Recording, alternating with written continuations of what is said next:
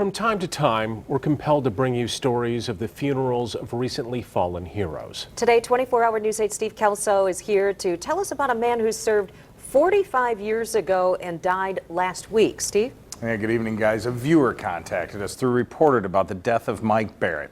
A Kalamazoo native, he served in the U.S. Navy, and in 1968, he was unwittingly thrust into the world stage in what would become one of the biggest battles of the Cold War. If you had ever met Mike Barrett, you would have liked him. He loved to talk. He may have shared with you his Irish heritage or told you about his kids, but there was another chapter in Mike Barrett's life long ago. He didn't talk about it much. That chapter began January 23rd, 1968, when his ship, the USS Pueblo, was attacked by the North Korean Navy. I said, Mike, we could even see you on the horizon. 19-year-old Roy Stafford was on board the USS Enterprise. Do you think you could have effected rescue at that point? Oh, by all means. But the Enterprise was ordered to stand down. And that's what bothers me to this friggin' day. The Pueblo was captured and 82 crew members were taken prisoner. Comes in the kitchen, sits down on the counter chair, and she just all of a sudden starts crying. I'm 5 years old. I remember that to this day. Suzanne Porter is Mike Barrett's daughter. She's talking about her mother, Mike Barrett's first wife, reading the morning paper that day. I didn't really understand, but I knew that my dad was gone. 82 men constantly beaten and tortured, and all the while the North Korean government was sending photos home. Propaganda portraying its humane treatment of its prisoners. The crew of the Pueblo kept morale by saluting the North Koreans with a middle finger salute.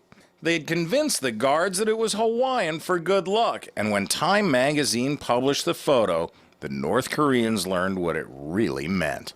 And they went through what they called Hell Week, and they were all severely beaten continuously. After 11 months, all were forced to sign a full confession, and if you look closely, you can see one more little act of defiance. Captain Lloyd Boucher signs the document with his fingers crossed. On Christmas Eve, 1968, Mike Barrett returned to San Diego, a changed man. And my mother flew out there to receive him, and he was shell-shocked. He was a different man. She just didn't know him anymore. His marriage became a casualty of the Pueblo affair, and eventually he would spend 26 years with Claudia. We ended up marrying sisters. Roy Stafford and Mike Barrett became brothers-in-law. My dad was definitely history. He's a piece of history for sure, and I'm very proud of him. Just a few things you might already know if you had ever met Mike Barrett. Barrett was interred today at Fort Custer with full military honors.